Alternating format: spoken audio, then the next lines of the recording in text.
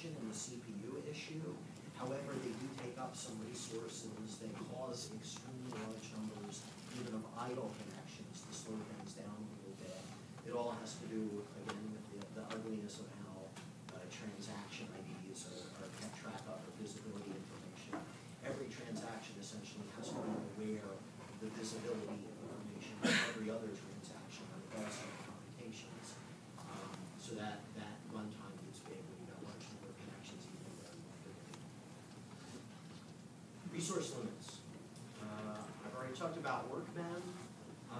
There are other things that can use memory in the server that are not really limited very well. So it's actually not impossible to have a single query go crazy as far as using too much memory. It is a problem with Postgres. There's not really a good answer for it other than monitor your Postgres server and just try to catch it in advance. It's very difficult to balance even workmen across the whole server because if you set it too aggressively, you can run out of memory and the whole server crashes, and that's no good. And it's never a limit. It's always a guideline for decisions. So just because you set workman to 100 megabytes doesn't mean you're only going to use 100 megabytes. You could use a gigabyte if you happen to have 10 sorting or hashing operations going on at once. There's also no general resource limiting in Postgres. You can't say this guy is a lower priority user, don't let him run a big intensive query. It's not there yet.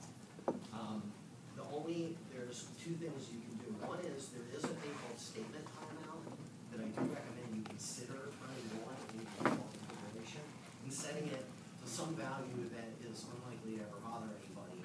The idea here is once something has run for longer than statement timeout, it gets killed. So typical settings for statement timeout a day. You set it to a day. If a user submits some ridiculous query that's going to run for a week, it'll at least kill them after a day rather than just running that crazy thing for a whole week or something like that. So a common kind of thing that I see people do is set statement timeout to 8 hours a day, something like that, and then the occasional query that really does take more than 8 hours of a day, set statement timeout back to the default before you run it. This is also in the category that people go, wait, that does that? Which is statements can override their own timeout.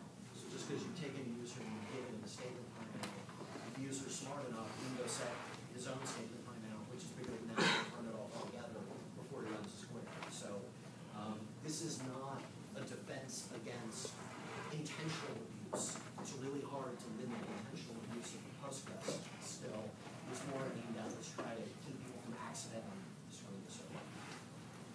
There's also some utilities called nice and ionize that are operating system level things on most Unix systems that give you the ability to do something about resources on a particular user.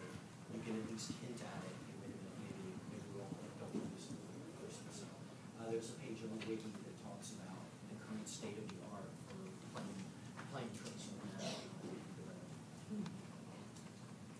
Replication, I'll just pass over briefly. There's a lot of replication stuff for the conference.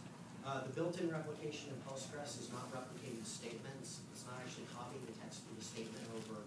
It's actually copying the blocks that are changed in the database. That's what gets replicated with the replication stuff that's built in as a Postgres 9.0. Because of that, you can't make it fine-grained even if you wanted to.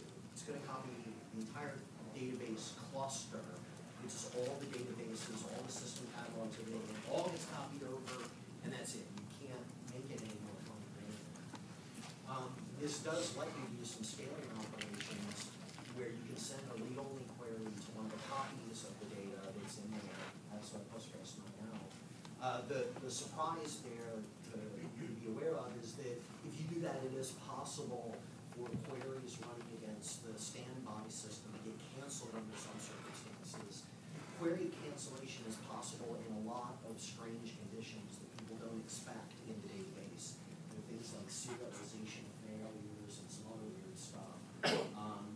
But it's rare that they happen to people, so application developers tend not to target them specifically. If you're using reads sent to a system, it moves from very unlikely to happen to significantly more likely to happen. So it's something that you want to try to success.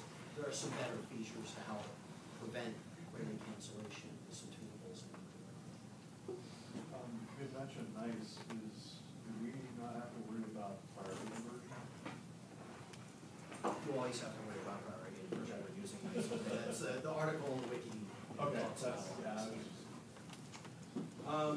So this is just a summary of low-level issues. This is in fact the last slide, so I'm almost done here.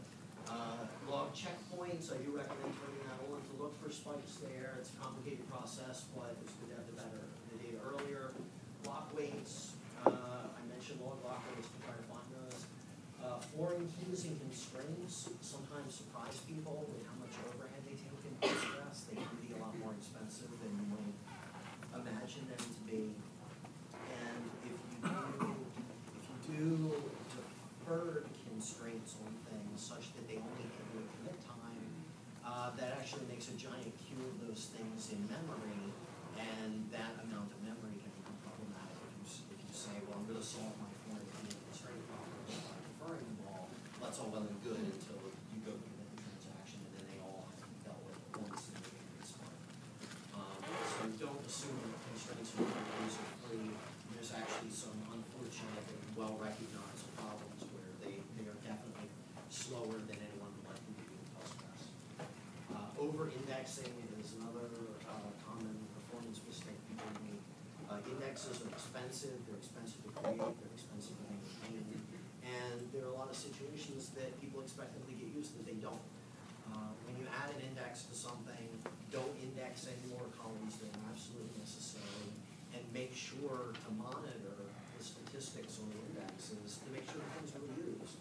Because last month I went to a database and dropped 200 gigabytes worth of unused indexes.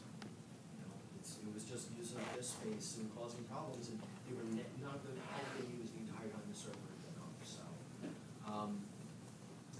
also, I'm not going to go into a full query thing, especially as I'm running out of time, but Postgres can combine indexes.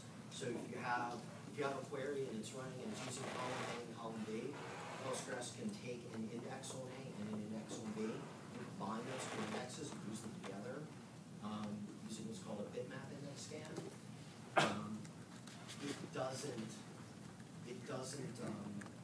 doesn't need to have an index on A and B to be able to do that. So a lot of times people make these giant multi-column indexes, and what they'd be better off doing is just putting in single column ones instead of letting them get combined in cases where it's actually helpful. Another random little thing, all of these things I've been talking about for increasing memory, if you're on Linux in particular, makes it more likely you will run into this thing called the Linux out memory killer. In Postgres, loves to be killed by the out of memory killer. Due to technical limitations, again, revolving around the kernel's general hostility towards people that allocate lots of shared memory. There's some behavior there, and there's recommendations in the manual and lots of other places. If you're running on Linux and you're not familiar with the out of memory killer, you should go take a look at it, because it is coming for you whether you know it or not. The final low-level thing also is more a topic of my other talk at this conference. If you want things to be able to commit quickly on Postgres, due to the nature of just how disks work, you really need a piece of hardware called a battery-backed write cache to make that work. And one of the performance problems that's also a durability issue with Postgres is that whether or not your disk hardware is set up correctly to cache information can end up affecting the reliability of the database.